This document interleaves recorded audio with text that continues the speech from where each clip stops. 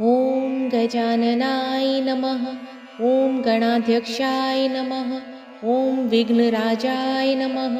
ॐ विनायकाय नमः। ॐ द्वैमातुराय नमः। ॐ द्विमुखाय नमः। ॐ प्रमुखाय नमः। ॐ सुमुखाय नमः। ॐ कृतिने नमः। ॐ सुप्रदीपाय नमः। ॐ सुखनिधये नमः।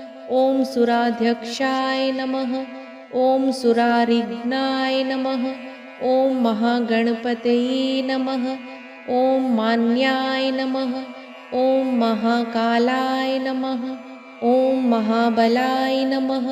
ॐ हेरम्बाय नमः। ॐ लम्बजठराय नमः। ॐ हस्वग्रीवाय नमः। ॐ महोदराय नमः। ॐ मदोत्कटाय नमः। ॐ महावीराय